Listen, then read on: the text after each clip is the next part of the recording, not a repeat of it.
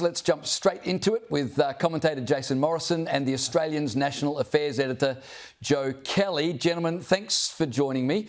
I want to return to today's main story, the shock retirement of Bill Shorten. Here were his passing words on his legacy achievements. What we did 3 weeks ago in the Parliament has meant that we will be able to set this on a direction where the scheme will be true to its original purpose, where the shonks and frauds are evicted, and we'll start focusing on outcomes for people. And I'm absolutely positive about the bright horizon for the NDIS. I've had the very, very, very privileged position to lead Labor. I've had the chance to help the victims of robo-debt. So there you go, Bill Shorten riding off into the sunset. Jason, did you see this coming? No, I mean, no, I'm not going to be smart and say yeah, but I set you up beautifully there. You could have been a great I pundit. sense that he stopped giving 2/3 of a while back when he was confronted with the NDIS and the absolute sandwich that is. I got the feeling the guy was kind of almost, he knew he was fixed. And I sense he thinks they're fixed too, and that's part of it. And if you're at Bill Shorten's age and stage in politics with probably no chance of being Prime Minister, which, if it hadn't been for Bowen, he probably would have ended up Prime Minister once upon a time. I would think there's probably just something that goes on in your head. You say there's got to be better things out there. So now he's going off into academia, and aren't we lucky as a country? What can he run? A course in public maladministration or something? It is extraordinary how these people graduate on to bigger and better things all the time. And the good old taxpayer has to sit there and pay for it. But, it's an impossible task, the NDIS, impossible. And I think he has tried very, very hard. Yeah. And it's kind of tragic in a way, because I know you won't win any friends on Sky News by telling you that Bill Shorten actually is quite a decent man. And I've always found him to be, all the good qualities you want in a politician, except when it comes to judgment of character. And he allowed himself to get knocked out of the game by promoting a deal like Bowen to where Bowen got to at one stage. And he genuinely cares about the NDIS I think so. too. I've always he thought genuinely believes in it. Joe, let me go to you. What would you say Bill Shorten's legacy will be? Oh, look, that's a really good question. I think Bill Shorten will be remembered for this overwhelming and expansive sense of political ambition. And while the announcement today, I think, was surprising from some perspectives, it wasn't really, because I think it's an admission that he knows he's never going to be Prime Minister. So Bill Shorten came into Parliament in 2007. He was immediately made a parliamentary secretary. He then very quickly gets involved in the leadership machinations, plotting to overturn Kevin Rudd. And when Labor lost the 2013 election, he was in that runoff against Anthony Albanese. And I actually think if he sat back at that time and let Anthony Albanese go on to lead the Labor Party, I think there's a good chance that Bill Shorten might actually have ended up being Prime Minister today. So look, I think his career was driven by this sense of aspiration to achievement, and I think that's sort of the defining characteristic of Bill Shorten. He didn't want to leave anything wanting in his political career. Well, speaking of leaving things wanting, let's talk about local government for a second. The Sydney Morning Herald is reporting that misbehaving councillors would face fines, suspensions or disqualification from public office under a proposed suite of reforms aimed at streamlining accountability and instilling transparency in local government. So basically what they're going to do, Jason, is they're going to come up with a simplified code of conduct. Now, that sounds great, but I was amazed. Let's guess, a one-pager? Well, it'll be 2 pages. But wait, good. Yeah. I was fascinated to read today the existing code of conduct for councillors in New South Wales. It runs to 100 pages. Which is not bad, because I'd say overwhelmingly most of them can't read. We have a remarkable ruling class in this country, except in local government. When you realise you think you've got B graders in Canberra or in your state parliament, go have a look at your local council. This is pretty amazing. This will be weaponised, for sure it'll be weaponised. Yeah. If you want to look at the bitchiness of politics and its ugliness, you look at local government. They are disgraceful towards each other and throw dung at each other all the time. And most of the time, of course, you know, we're the financiers of these little games that go on with these people that spend time in there talking about the Gaza Strip and whatever, as opposed to the nature strip. I think it's kind of amusing. And you know what else is amusing? And I'm sorry to get personal on this, but most people should actually Google Ron Honig, who is the local government minister in New South Wales, and look at his local government career. A man who was not contested as a mayor and sometimes didn't even need to have elections because somehow they figured out a way of scaring all the other candidates away in the local government seat of Botany. It was pretty extraordinary to see that man is now the local government minister in New South Wales because he knows the game better than anybody else. And when I say the game, I mean the game. It is extraordinary. Yeah, well, you see local governments doing crazy things and you never really see local government ministers getting involved. Joe, I've got an idea I want to run past you, OK? So I've been thinking about this all day. I want your thoughts. They're saying they're going to have 3 tests for alleged misbehaviour.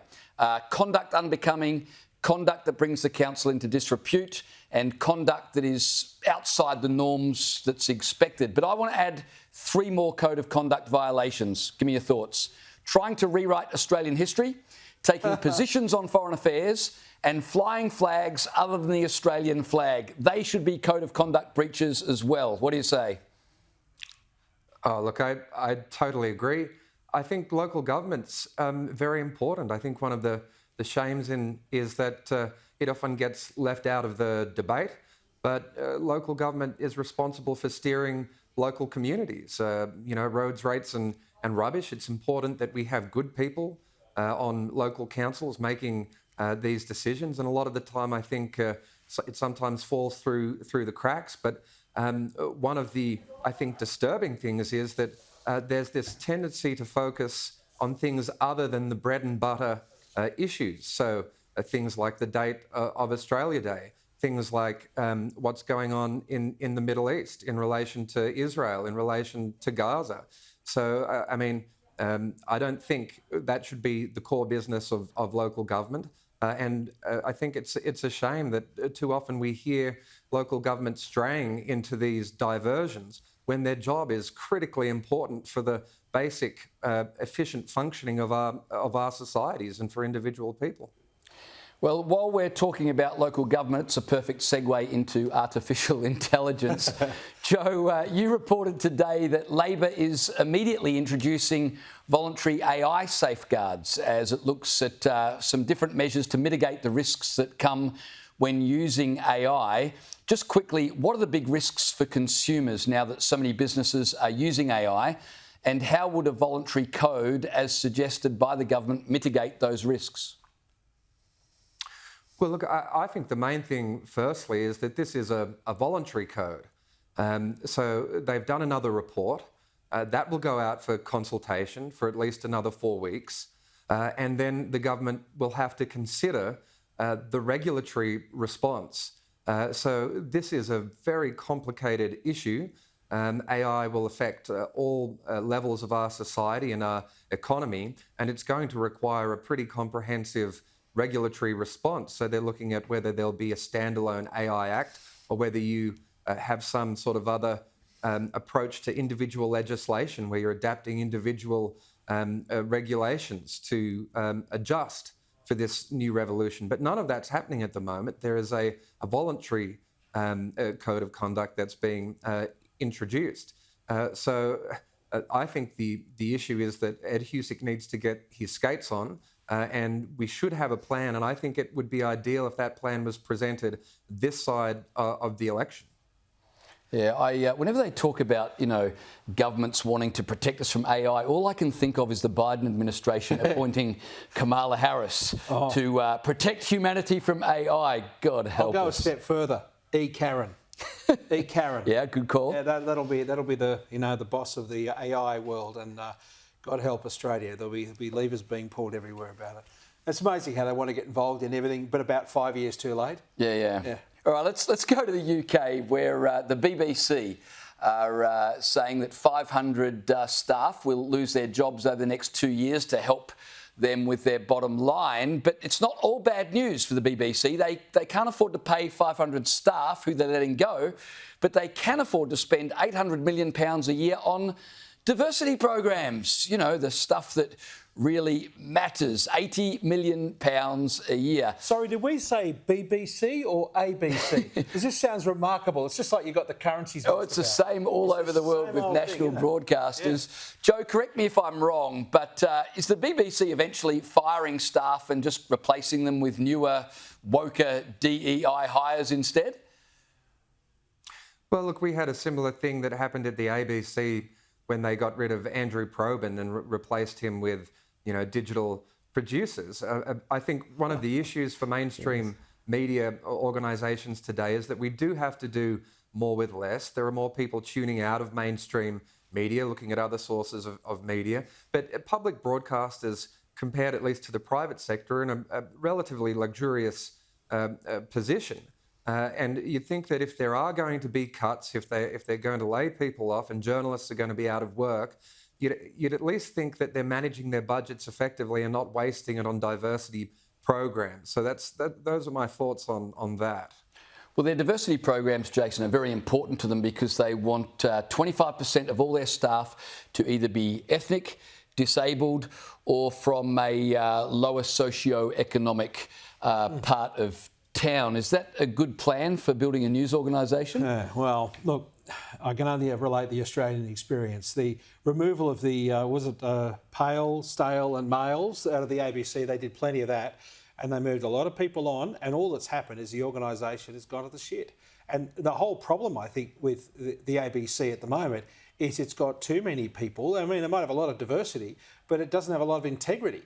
And the diversity they always talk about, it's always about skin colour, or it's always about ethnicity or accents or whatever. It's never about diversity of views. And, I would think the British public probably would love to see its national broadcast, which, by the way, is vastly better than our national broadcast for this country and more popular and viewed.